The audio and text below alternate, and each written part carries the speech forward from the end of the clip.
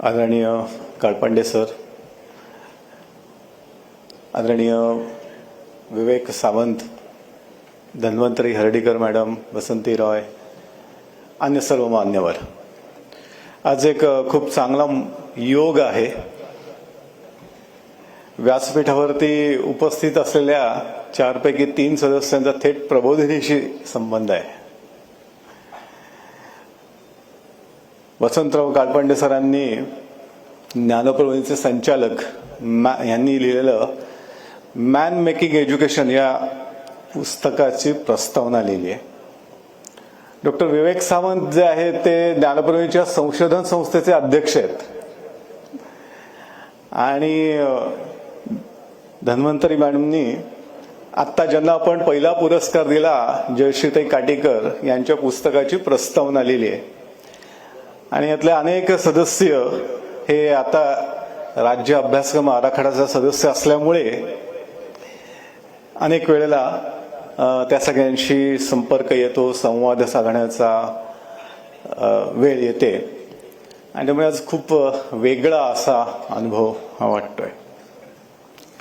1 मिनिटात मला कल्पना आहे की वेळ पुष्कळ झालाय आणि एवढा वेळ बसणं अवघड असतं, पण 1 मिनिटात मी गरज वाटते म्हणून प्रबोधिनीचा परिचय करून देतो. ज्ञानप्रबोधिनीची ही संस्था 1962 साली सुरू झाली आणि शिक्षण, संशोधन, ग्रामविकसन, आरोग्य आणि राष्ट्रीय एकात्मता या सर्व क्षेत्रांमध्ये म्हणजे आपल्या देशाला आवश्यक असलेल्या प्रत्येक प्रश्नावरती काम करण्याचा प्रयत्न ही प्रबोधिनी करते. शिक्षणाची ही प्रयोगशाळा आहे.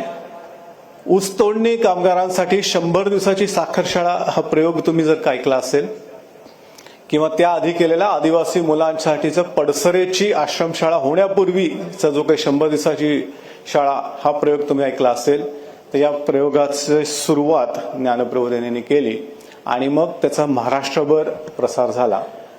तिथपासून ते बुद्धिमान मुलांसाठीची शाळा 1969 साली सुरू झालेली देशातला पहिला प्रयोग, सीबीएसईला अफिलेटेड महाराष्ट्रातली पहिली शाळा आणि या शाळेवरनं नवोदय शाळांची कल्पना ही भारतभर राबवली गेली. असे शिक्षणातले खूप वेगवेगळ्या प्रकारचे प्रयोग म्हणजे क्रीडाकुल, स्पोर्ट्स स्कूल आहे आणि ज्याच्याबद्दल आता आपण ऐकतो पंचकोशाधारित शिक्षण 1997 सालीच 12 तासाची गुरुकुल ही शिक्षण पद्धती असलेली शाळा प्रबोधिनीने सुरू केली. हे मी जरा वरवरच सांगतोय म्हणजे स्ट्रक्चर म्हणून सांगतोय, पण त्याच्या आतमध्ये आता विवेक सावंतांनी ज्याचा उल्लेख केला क्रिएटिव्हिटीतली भारतातली पहिली पीएचडी ज्ञानप्रबोधिनीच्या संशोधन संस्थेमध्ये डॉक्टर अशोकराव निरफारके यांनी केली. Critical thinking, self study skills, rapid reading, गतिवाचन याची पहिली पीएचडी भारतातली ज्ञानप्रबोधिनीच्या संशोधन संस्थेमध्ये झाली आहे. मला मोठं कसं आहे असं सांगायचं नाहीये, सांगायचं एवढंच आहे की शिक्षणामध्ये आपल्याला मूलभूत विचार करायला पाहिजे. भारतीय शिक्षण प्रणालीची निर्मिती आपल्याला केली पाहिजे. फक्त आमचंच चांगलं हेही बरोबर नाही आणि फक्त पाश्चात्यांचंच चांगलं हेही बरोबर नाही. या दोन्हीचं अमालगमेशन, याचं चांगला सुवर्ण मध्य गाठण्याचं, दोन्हीचं चांगलं मिश्रण करता येऊ शकतं असा हा प्रयोग आहे हे आपल्यासमोर मांडू इच्छितो म्हणून मी या सगळ्याची सुरुवात केली. अन्य ग्रामविकसनमध्ये काम करतं, संशोधन संस्था आहेत, हेल्थ हॉस्पिटल्स आहेत. पुण्यातलं मोठं hospital Dinanath Mangeshkar hospital Jnanaprabodhini medical trust चालवतं आणि बरीच हॉस्पिटल आहेत. आणि आपल्या देशाच्या सीमावर्ती राज्यांमध्ये जिथे जिथे प्रश्न आहेत, काश्मीर असू देत, अरुणाचल प्रदेश असू देत, मणिपूर असू देत किंवा नक्षलवादी भाग असू देत, तिथे जाऊन ज्ञानप्रबोधिनी काम करते. शिक्षणाकडे येऊया. आपण आपली कितीही पाठ थोपटून घेतली तरी आज भारताची जगातली परिस्थिती ही आहे.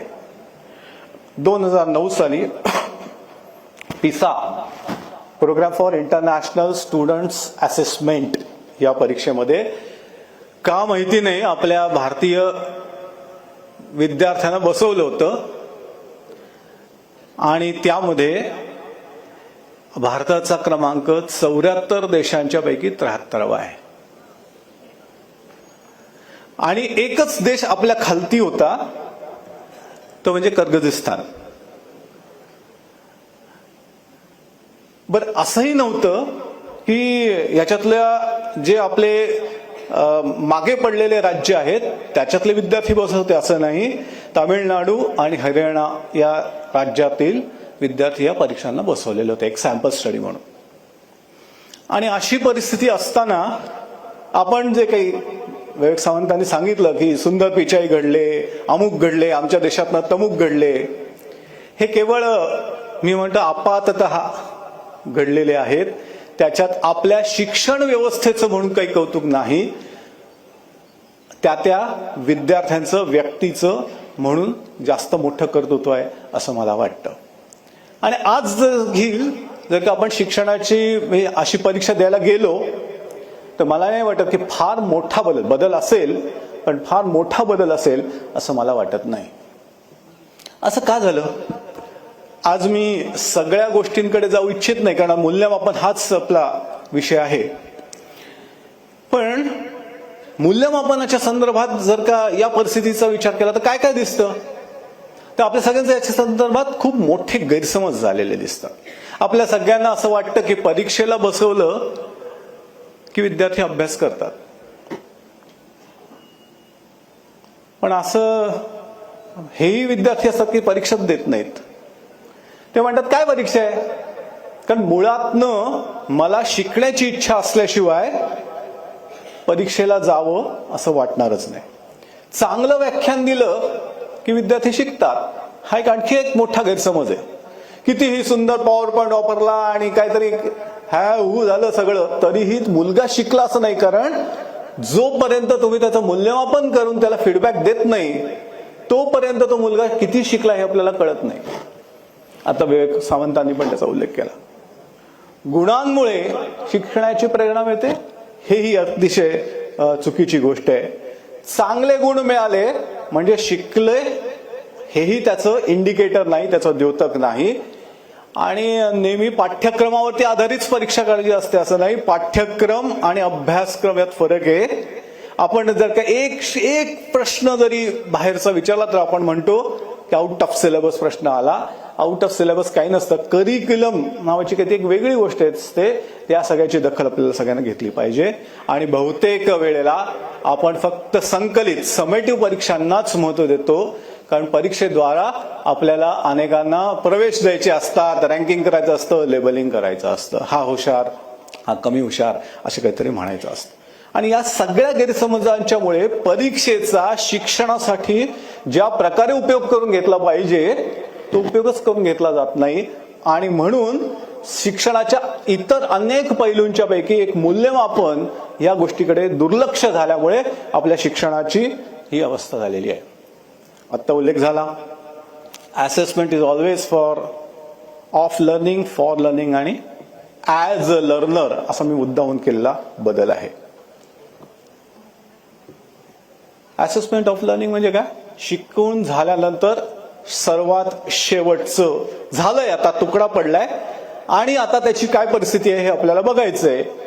त्यावेळेला आपण अध्ययनाचं मूल्यमापन करतो, समेटिव्ह करतो, संकलित करतो, रिपोर्ट देतो, त्याला अहवाल देतो आणि सांगतो की तू एवढे एवढे टक्के पडले बरं का, ही ग्रेड मिळाली, तुझी परिस्थिती अशी आहे. आपल्या सगळ्या शिक्षणाची अवस्था वाईट झालेली आहे कारण फक्त आणि फक्त आपण याच गोष्टींना महत्व देत आलेलो आहोत. पण याच्याशिवाय जे अध्ययनासाठी मूल्यांकन असतं, शिकता शिकता त्याला मदत करायची असते, मूल्यांकन करून त्याला एक फीडबॅक द्यायचा असतो की अरे तुझं काय चुकलं, तुझं काय बरोबर आहे, हे चांगलं झालंय, हे कमी चांगलं झालंय आणि हे तुला अजून सुधारता येईल. यासाठी आपण पुष्कळ वेळेला या मूल्यांकनाचा उपयोगच करून घेत नाही आणि म्हणून गडबड करते. कोणत्या कोणत्या प्रकारे देता येते तोंडी फीडबॅक, हा तर आपण सगळे देतोच, पण पुष्कळ दिला पाहिजे, प्रत्येक क्षणी दिला पाहिजे, फिरून दिला पाहिजे. त्याने विद्यार्थ्याला कळतं की आपली परिस्थिती काय. आणि आपण सगळेजण शिक्षक या नात्याने बऱ्याच वेळेला लाल पेनाचा वापर करतो, हिरव्या पेनाचा वापर सुद्धा केला पाहिजे. आता हिरवं पेन म्हणजे काय? ते काय शाई फक्त बदलली असं नाही, संवाद कौशल्यामध्ये आपण हे शिकतो की अरे समोरच्याला क्रिटिसाइज जरी करायचं असेल तर आधी 2 वाक्य चांगली बोल आणि मग त्याला त्याच्या चुकाही दाखव. हेच तंत्र आपण आपल्या विद्यार्थ्यांसाठी का नाही वापरायचं? आपला विद्यार्थी सुद्धा माणूसच आहे ना, त्यालाही आधी ऐकायला आवडतं की मी काय चांगलं केलंय ते सांगा आणि मग काय चुका झाल्या ते पण सांगा. हा फिनलँडमधल्या विद्यार्थ्याचा पेपर आहे, म्हणजे तिथली स्टाईल आहे, आणि हा प्रबोधिनीतल्या विद्यार्थ्याचा पेपर आहे. ह्याच्यामध्ये जर का तुम्ही बघितलं की पहिले 2 रिमार्क्स बघा, अ रिअली गुड स्टार्ट, आणि नंतरचा रिमार्क आहे कॅन यू काहीतरी पुढचं अजून सम रेअर कॉम्बिनेशन किंवा असं काहीतरी आणखीन पुढे लिहिलेलं आहे. पहिली सुरुवात काय आहे, अरे हे छान झालंय बरं का. मला बऱ्याच वेळेला शिक्षकांना असं वाटतं की आपल्याला शिकवलंच नाहीये समोरच्याचे अप्रिसिएशन करायला. आधी जर का काहीतरी चांगलं आहे असं सांगितलं तर तुम्ही सांगितलेल्या चुका सुद्धा ऐकून घ्यायला विद्यार्थी तयार होतो. आणि फीडबॅक म्हणजे दोन्ही अर्थाने आपण घेतला पाहिजे, चांगला वाईट दोन्ही. क्रायटेरियन रेफरन्स टेस्ट किंवा नैदानिक चाचण्या यांचा उपयोग करून घेतला पाहिजे. खूप चांगल्या चांगल्या प्रकारची टूल्स ही बाजारामध्ये उपलब्ध आहेत आणि यांनी काय चांगलं, काय जमलं, काय जमलं नाही याचा फीडबॅक आपण विद्यार्थ्यांना देऊ शकलो पाहिजे. समेटिव्ह एक्झामिनेशन्स फक्त घेतली की आपल्याला त्याच्यावरती शिक्का मारून मोकळा होतो.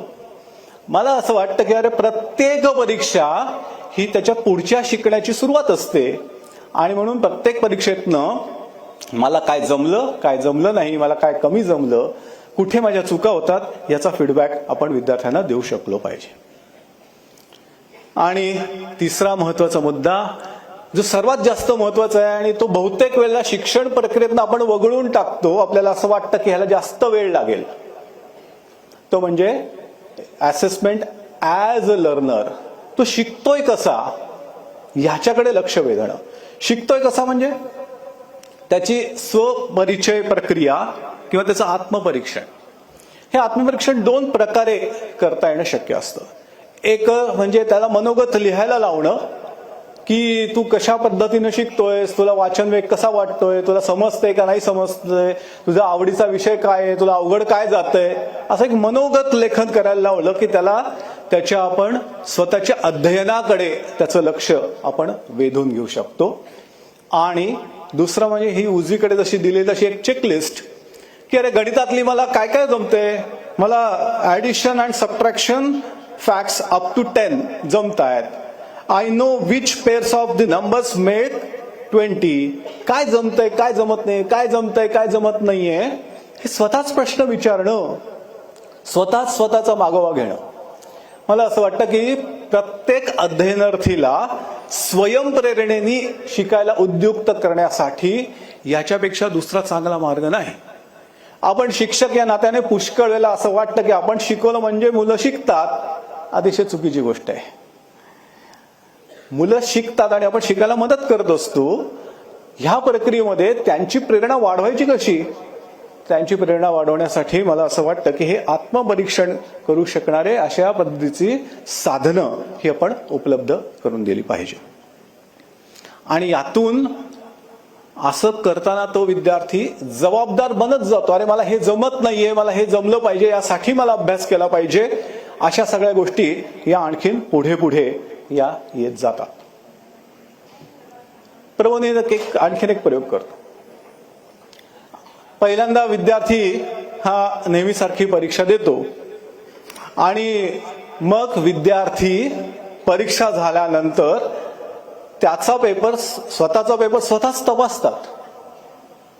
मग एकदा का पेपर लिहून झाला की त्याला त्याच्या हातामध्ये हिरवं पेन दिलं जातं आणि हिरव्या पेनाच्या साहाय्यानं ते विद्यार्थी स्वतः पेपर तपासतात.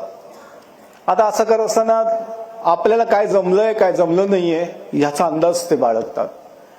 नंतर पुस्तकं सुद्धा त्यांना ओपन बुक दिलेले असतात. मित्रांबरोबर चर्चा करतात आणि स्वतःला मार्क देतात.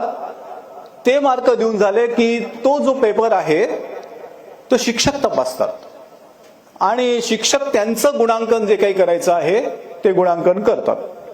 आता या दोन्हीत फरक येतो, पुष्कळ वेळा फरक येतो. काही थोडीच मुलं असतात की ज्यांच्यामध्ये हा फरक येत नाही. मला सांगायला अतिशय आनंद होतो की काही वेळेला उलटं घडतं. म्हणजे आपल्या सगळ्यांच्या मनात काय असतं की मुलं स्वतःला जास्त मार्क देतील आणि शिक्षक कमी देतील.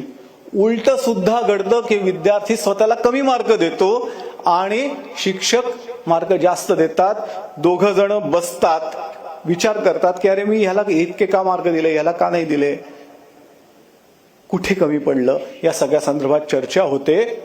आणि मग जे चुकलेले प्रश्न आहेत त्याची पुनर्परीक्षा होते.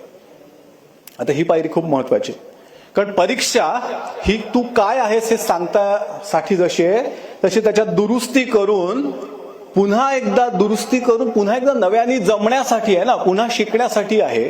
ते शिकायला जर का मदत करायची असेल, म्हणजे खऱ्या अर्थाने फॉर्मॅटिव्ह व्हायचे असेल, तर मी चुका दुरुस्त करू शकलो पाहिजे.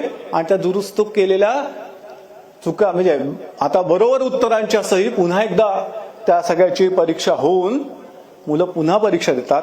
आता असं वाटू शकतं की याचा काय उपयोग, म्हणून विद्यार्थ्यांना जे काही मार्क मिळाले त्याचे निम्मे मार्क हे पुन्हा त्या परीक्षेच्या एकूण गुणामध्ये त्याची वाढ केली जाते. यातनं परीक्षा ही फॉर्मेटिव्ह होते, शिकण्याची प्रक्रिया ही सुरू होते. मुलांना असं वाटतं की परीक्षा ही मला लेबलिंगसाठी नाही तर माझ्या चुका दुरुस्त करण्यासाठी म्हणून मदत करणारी आहे. आता सरांचा उल्लेख आला सरांच्या बोलण्यामध्ये विवेक सावंतांच्या की कॉम्पिटन्सी, त्यांनी त्याला क्षमता आधारित असं म्हटलेलं होतं. खरं मला चांगला शब्द त्यातला सुचला जो पारंगतता आधारित किंवा निपुणता आधारित असा आहे. कॉम्पिटन्सी म्हणजे आत्ताच्या शिक्षणातनं आपल्याला पाहिजे जशी माणसं का घडत नाहीयेत, तर आपल्या शालेय व्यवस्थेतनं काम करून दाखवू शकणारा माणूस आपण घडवत नाही आहोत. आपण जो माणूस घडवतोय तो फक्त बौद्धिक कौशल्यांच्या वरती आधारित अशी परीक्षा आणि असं शिक्षण आपण प्रशालेतनं आपण घडवतो आहोत. आपण एक क्षणभर विचार करूया की आपण आपल्या जर का दवाखान्यामध्ये एक चांगली नर्स हवी आहे, तर ती चांगली नर्स म्हणजे कशी हवी आहे, किंवा कुठलाही जॉब प्रोफाईल घ्या, एक चांगला शिक्षक हवाय. चांगला शिक्षक हवाय म्हणजे तो कसा हवाय, काम करणारा कंपनीत एक माणूस हवाय, तो चांगला आहे म्हणजे कसा हवाय, तर त्याचे ज्ञान कौशल्य आणि वृत्ती तीनही चांगली पाहिजे. आपण असं नाही म्हणू शकत की याचं जर ज्ञान कमी असेल तर चालेल पण कौशल्य अधिक पाहिजे, असं नाही म्हणू शकत. आपल्याला सगळ्या अर्थाने कॉम्पिटंट असा माणूस पाहिजे. नर्सचं उदाहरण घेऊया. एक चांगली नर्स कशी असते, तिला इंजेक्शन देत असताना हे माहिती पाहिजे की हे कुठलं इंजेक्शन आहे, हे अमॉक्सिसिलिनचं इंजेक्शन आहे समजा, किंवा पेनिसिलिनचं इंजेक्शन आहे. त्याने काय होतं, त्याने रिॲक्शन येऊ शकते, काय रिॲक्शन्स आल्या तर काय होऊ शकतं, मग त्याला अँटीडोट्स काय आहेत, ही माहिती त्याला असली पाहिजे. पण एवढी माहिती असलेली व्यक्ती ही चांगली नर्स नाही बनू शकत. तर तिला स्किल पण पाहिजे, तिला इंजेक्शन व्यवस्थित देता यायला पाहिजे, हलक्या हाताचं असलं पाहिजे, सावकाश दिलं पाहिजे. नाहीतर आपण बघितलंय अनेक वेळेला इंजेक्शन घेतली खूप असली खचाक, आणि तसं नाही चालत. आपण म्हणतो अरे ही नर्स खूप चांगली आहे बरं का, हिचा हात खूप चांगला आहे, तिला नस पटकन सापडते. म्हणजे कौशल्यही चांगलं पाहिजे. आणि एवढंच नाही तर ह्याच्यापेक्षाही चांगल्या नर्सेस असतात. त्या काय करतात, त्या म्हणतात हा काय नाव तुमचं, काय तुम्ही लहानपणी शिक्षक आहात का, बर म्हणजे तुम्ही कोणता विषय शिकवता, काय रसायनशास्त्र वगैरे आहे का, वा वा वा छान, मला आवडायचं पूर्वी रसायनशास्त्र. आणि असं काहीतरी गप्पा मारता मारता तिचं इंजेक्शन देऊन झालेलं असायचं. याला आपण चांगली नर्स म्हणतो. म्हणजे तिची वृत्ती पण चांगली आहे की अरे माझ्या पेशंटला दुःख नाही होता का, त्याला ते टोचल्याचा त्रास जाणवला नाही पाहिजे अशी वृत्ती असलेली, मग स्वच्छता बाळगणारी किंवा रुग्णांविषयी आस्था असणारी, फक्त मला पैसे मिळतात म्हणून काम करणारी व्यक्ती आपल्याला नर्स म्हणून नको असते. तुम्ही सगळे जाणार का जॉब इंटरव्ह्यू घ्यायला बसलात तर तुम्हाला ज्या प्रकारचा माणूस पाहिजे त्या प्रकारचा माणूस आपण आपल्या आजच्या शिक्षण व्यवस्थेतनं घडवतच नाही आहोत. आणि म्हणून कॉम्पिटन्सी म्हणजे पारंगतता या तिन्ही शब्दांनी अंतर्भूत असलेला असा शब्द आहे. ते घडवणारं असं शिक्षण आपल्याला द्यायचं हे आपल्या नॅशनल एज्युकेशन पॉलिसीमध्ये वारंवार म्हटलेलं आहे. पण तरी सुद्धा हे सगळं शक्य नसतं. आपण दोन प्रकारच्या परीक्षा शाळेमध्ये घेऊ शकतो. एकात आपण इंटलेक्च्युअल कॉम्पिटन्सीज मोजू शकतो, ज्या पेपर पेन्सिलच्या सहाय्याने. मर्यादा आहेत आपल्या देशातल्या अनेक गोष्टींना, हे आपण मान्य करू. पण त्या तरी आपण कशा घेऊ शकतो? त्यात आपण हायर ऑर्डर थिंकिंग स्किल आणू शकतो का? सावंत सरांनी माझं काम खूप सोपं केलंय. ब्लूम्स टेक्सॉनॉमी मध्ये वरचे जे 3 पायऱ्या आहेत, सिंथेसिस, क्रिएटिव्ह आणि अनालिटिकल, सिंथेसिस आणि क्रिएटिव्ह, हे जे काय वरच्या पायऱ्या आहेत, या वरच्या पायऱ्यांच्या वरती आपण कधीच आपल्या प्रश्नपत्रिकांमध्ये प्रश्न आणत नाही. आणि म्हणूनच त्या पिसाच्या सगळ्या टेस्टमध्ये गडबड झाली. मी तुम्हाला आता याच्या पुढच्या काळात निदान काय बदल होऊ शकेल पेपरमध्ये, आपल्या बोर्डाच्या पेपरमध्ये, याचा एक थोडासा अंदाज द्यायचा झाला तर ओळखा बरं की हा कशातला प्रश्न आहे, कुठल्या प्रश्नपत्रिकेतला प्रश्न आहे. हा इंग्रजीच्या प्रश्नपत्रिकेतला प्रश्न आहे. कारण एव्हरीथिंग इज इंटिग्रेटेड. जरी स्टॅटिस्टिकल डेटा दिल्यासारखं दिसत असलं तरी write and analytical paragraph for the table provided in about 100 words असा प्रश्न आहे. म्हणजे गणित आणि इंग्रजी विचार प्रक्रिया माहिती दिलेली आहे, पण आता तू तुझ्या शब्दामध्ये मांड म्हणजे तुला इंग्रजी येतंय. दिलेल्याच पुस्तकातल्या धड्यावरचे प्रश्नांची उत्तरं देणं म्हणजे इंग्रजी येणं नाहीये. आणि त्यामुळे कॉम्पिटन्सी बेस्ड प्रश्न विचारणं म्हणजे या प्रकारचे प्रश्न हे आपल्याला याच्या पुढच्या प्रश्नपत्रिकेत बघायला मिळेल. हा इतिहासातला प्रश्न आहे. आता गमत म्हणजे इतिहासातला हा प्रश्न म्हणजे माहिती दिलेलीच आहे. इतिहासातला प्रश्न दिलाय म्हणजे माहिती दिलेलीच आहे, फक्त ती वाचून त्याची इंटरप्रेट करायचं. आता हा भाषेचा पण प्रश्न आहे. आणि म्हणून कॉम्पिटन्सी ही अशी इंटिग्रेटेड असते, ती एकत्र असते, तेव्हाच आपल्याला काम करू शकणारा, कार्यकुशल, कर्तीबुद्धी असणारा माणूस हा आपल्याला घडवता येऊ शकतो. हा पिसातला प्रश्न आपल्या मुलांना जमला नाही. कारण इथं बर्ड्स मायग्रेशन बद्दलचा प्रश्न आहे, त्याच्यात बायोलॉजी पण आहे, त्याच्यात जॉग्रफी पण आहे, त्याच्यात दिशादर्शन दिलेलं आहे, आणि त्याच्यावर आणि पॉप्युलेशन डेमोग्राफीचा पण प्रश्न, त्याच्यामध्ये स्टॅटिस्टिक्स पण बोललेलं आहे. कुठलंच शिक्षण हे असं तुकड्या तुकड्यांमध्ये करतात, हे फिजिक्सचं आहे, केमिस्ट्रीचं आहे, बायोलॉजीचं आहे, असं कधीच नसतो. आपण खूप तुकड्या तुकड्यांमध्ये काम करतो. तुकडे केलेले आहेत शिक्षणामध्ये, ते शिक्षकाला शिकवायला सोपं जावं म्हणून. पण खरे प्रश्न हे कधीच तुकड्या तुकड्यांमध्ये नसतात. आणि म्हणून आमचे विद्यार्थी दैनंदिन आयुष्यामध्ये काम करत असताना मागे पडतात. त्यांना ते प्रश्न सोडवताच येत नाहीत. कारण तो विचारतो, हा कुठला प्रश्न आहे, बायोलॉजीतला आहे का फिजिक्स मधला आहे? आणि मग तो कुठल्याच एका विषयातला असतो, सगळ्याचं मिश्रण असतं. आणि म्हणून आपल्याला शिक्षणामध्ये सुद्धा या प्रकारचा बदल केला पाहिजे. Performance is equal to competency असू शकते. असे कुठले कुठले विषय आहेत? कारण आपल्याला काम करणारा माणूस हवाय. शेवटी आपल्याला इंजिनिअरिंगचा पेपर लिहून देणारा माणूस नकोय. आपल्याला प्रत्यक्ष इंजिनियर हवाय की जो मशीन दुरुस्त करेल. आपल्याला उत्तम नृत्य करणारी माणसं हवी आहेत. आपल्याला ऍस्ट्रॉनॉट्स हवेत जे प्रत्यक्ष जाऊन काम करणारे हवेत. आपल्याला चांगले शस्त्रक्रिया करणारे डॉक्टर्स हवेत. मला माहित नाही कुठलीही एंट्रन्स एक्झाम डॉक्टर बनण्यापूर्वी त्याचं सायकोमोटर स्किल तपासते.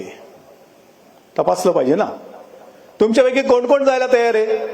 100 पैकी 100 मार्क आहेत सगळ्या पेपरमध्ये MBBSच्या, पण त्याचा हात थरथरतो. अशाकडनं कोणी सर्जरी करून घ्यायला जाऊ शकेल का? पण नाही, आम्ही कधीच सायकोमोटर स्किल तपासलं नाही. आपण म्हणतो की चांगला डॉक्टर हवाय, पण सायकोमोटर स्किल तपासलेलंच नाही.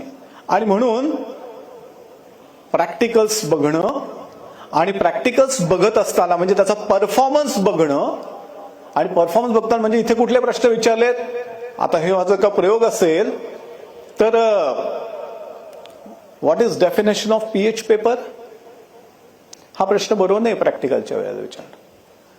तर तू कशा पीएच पेपर वापरून त्याचा पीएच काढून दाखव, हे काढून दाखवणं हे त्या ठिकाणी महत्वाचं असतं. किंवा त्याला अरेंजमेंट करता आली का, त्याला ते ॲपरेटस नीट लावता आलं का, त्याला प्लास्टर ऑफ पॅरिस नीट अप्लाय करता आलं का. Performance is more important. आणि म्हणून करताना विनोबाजींपासून गांधीजींपासून सगळ्यांनी शिक्षणात हेच सांगितलं की अरे करताना महत्वाचं आहे, परफॉर्मन्स इज मोर इम्पॉर्टंट. बौद्धिक चर्चा करणारे खूप जण आले आणि गेले, पण जे करू शकले त्यांनी या जगावरती काहीतरी इम्पॅक्ट. ज्या गोष्टी पेपर पेन्सिलने मोजता येत नाहीत त्या करताना मोजता येतात आणि त्यासाठी या प्रकारच्या रुब्रिक्सचा उपयोग करता येतो. मी आज तंत्राबद्दल फार जाणार नाहीये. आणि शेवटी एक गोष्ट अजून लक्षात ठेवायला लागेल आपल्याला की तुम्ही काहीही सांगा, मुलं आणि पालक तुमच्या अहवालामध्ये काय लिहिलं आहे यालाच महत्व देतात. तुम्ही कागद काय देणार? तुम्ही जो कागद देणार आहात त्या कागदामध्ये जर का या सगळ्या गोष्टींचा उल्लेख नसेल तर गडबड होते.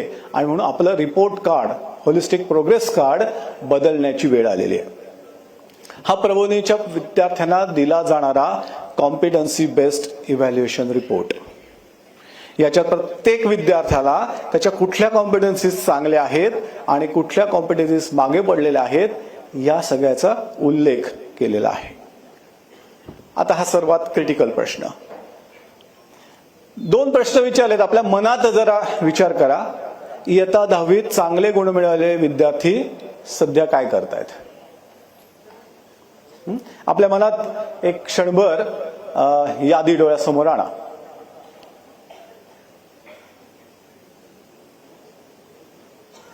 आणि दुसरा प्रश्न, इयत्ता 10वीत चांगले गुण मिळवू नाही शकले असे सगळे विद्यार्थी सध्या काय करतात? हो ना, परफेक्ट. म्हणजे एक गोष्ट सांगायची झाली तर जे सर्वसाधारणपणे चांगले मार्क मिळवतात ते बहुधा IIT, NIT वगैरे अशा संस्थांच्या मध्ये जातात, इंजिनियर बनतात. ज्यांना ते सगळं जमत नाही ते सगळेजण पुढे MBA करतात. बऱ्या इंजिनिअरिंग कॉलेजमधनं डिग्री मिळवून MBA करतात आणि MBA झाल्यानंतर मॅनेजर म्हणून कुठल्या तरी कंपनीत काम करतात आणि त्याच्या हाताखाली या इंजिनियर्सला कामाला ठेवतात. बरोबर आहे ना? पण गोष्ट इथं संपत नाही. जे इंजिनिअरिंगला चांगले मार्क मिळवू शकत नाही, ते MBA ला जाऊ शकत नाही, ते शिक्षण व्यवस्थेतनं बाहेर पडतात आणि ते स्वतःचा व्यवसाय सुरू करतात. है ना? त्यांच्यात ते धैर्य असतं. ते त्यांचा व्यवसाय तयार सुरू करतात. त्या व्यवसायामध्ये MBA झालेल्यांना मॅनेजर म्हणून ठेवतात आणि MBA झालेले मॅनेजर हाताखाली चांगले मार्क मिळवणाऱ्या इंजिनियर्सला कामाला ठेवतात. पण गोष्ट इथं संपत नाही. जे शिक्षणातनं बाहेर पडतात ते काय करतात? किंवा राजकारणात जातात आणि शिक्षण मंत्री बनतात आणि ते सांगतात की शिक्षण कसं द्यावं. है ना? ही आपली सत्य परिस्थिती आहे, लक्षात घ्या. पण याचा अर्थ मी काय क्रिटिसाइज करतोय? मी क्रिटिसाइज हे करतो की आमची 10वीची मार्क लिस्ट ते सांगू शकत नाही. 10वीचे mark is not indicator of success in your life. याचा अर्थ काहीतरी वेगळं आहे. शिक्षण म्हणजे काहीतरी वेगळं आहे. विवेक सावंत तेच सांगायचा प्रयत्न करत होते पुन्हा पुन्हा. अरे शिक्षण म्हणजे हे नाही, शिक्षण म्हणजे काहीतरी वेगळं आहे. पण मग मगाशी मी असं म्हटलं की शिक्षण म्हणजे काहीतरी वेगळं असेल तर त्याची दखल तुमचा कागद घेणार आहे की नाही? आणि तो कागद जर का घेणार नसेल तर विद्यार्थी त्याला म्हणतात की काय उपयोगाचं नाही. एखादा चांगला वागणारा विद्यार्थी जर का महत्वाचा नसेल तर त्याची दखल विद्यार्थी घेत नाही. तो म्हणतो तुम्ही 10वीच्या मार्कालाच महत्व देताना मी तेच करणार. मी वाईट मार्गाने चांगले मार्क मिळवले तर काय बिघडतं? म्हणून CC म्हणजे क्युम्युलेटिव्ह कॉम्प्रिहेन्सिव्ह इव्हॅल्युएशन हे आपल्याला केलं पाहिजे. आदर्श स्थिती काय असते? शिक्षकांनी विद्यार्थ्याला योग्य असं पत्र लिहिणं. हे माझ्या शिक्षकांनी विद्यार्थ्यांना लिहिलेलं पत्र आहे, वैयक्तिक पत्र आहे. याच्यासारखं त्यांनी सांगितलं की नाही, खिशात कागद होता. हे पत्र जपून ठेवतात विद्यार्थी की मला माझ्या शिक्षकांनी माझ्याबद्दल काय सांगितलं, माझ्या स्ट्रेंथ्स काय आहेत, माझ्या विकनेसेस काय आहेत. आणि विद्यार्थ्यांनी लिहिलेली मनोगत, स्वयं अनालिसिस, स्वतःच्या स्वतः मूल्यांकनासाठी या दोन्ही गोष्टी या एक प्रकारच्या CC असतात, क्युम्युलेटिव्ह कॉम्प्रिहेन्सिव्ह. पण हे शक्य नाहीये. हे सगळ्यांना शक्य नाही. मग काय करताना शक्य असतं? व्यवस्था बसवणे. आपण व्यक्तिमत्वाचं विकसन म्हणजे शारीरिक, भावनिक, बौद्धिक, सामाजिक आणि मूल्य आणखीन काही पैलू याच्यामध्ये घालता येतात. याला आपण सर्वांगीण विकसन म्हणतो. हे सर्वांगीण विकसन घडतंय का आज आमच्या शाळांच्या मध्ये? याचा विचार करायला पाहिजे. ते घडत असेल तर ते अहवालात येतं का? त्याचं मूल्यांकन आम्ही करतो का? या सगळ्याचा विचार आम्हाला केला पाहिजे, तर विद्यार्थी ते महत्त्वाचं आहे म्हणून दखल घेतील. माझ्या शाळेमध्ये या प्रकारचा अहवाल आम्ही देतो. याच्यामध्ये सर्व प्रकारच्या गोष्टींची दखल ही घेतलेली आहे. आणि बघितलं तर फिजिकल इमोशनल असंही आहे. वेगळ्या प्रकारच्या ज्या काही स्पोर्ट्स ऍक्टिव्हिटीज, अभिव्यक्ती प्रोजेक्ट, मेकर स्पेस, इलॉक्युशन या सगळ्याची दखल घेतलेली आहे. या प्रकारे त्याला फीडबॅक मिळतो. मी बाकीच्या सगळ्या पैलूंच्या बाबतीत माझी परिस्थिती काय आहे हे त्याला कळतं. धडपड प्रयोगशाळेत म्हणजे अटल टिंकरिंग मध्ये माझी परिस्थिती काय आहे कळतं. हे ग्रंथालयातली पुस्तकं याचा फीडबॅक मी कुठली वाचली आहेत, किती प्रमाणात वाचली आहेत, काय प्रकारची वाटली याचा फीडबॅक त्याला मिळतो.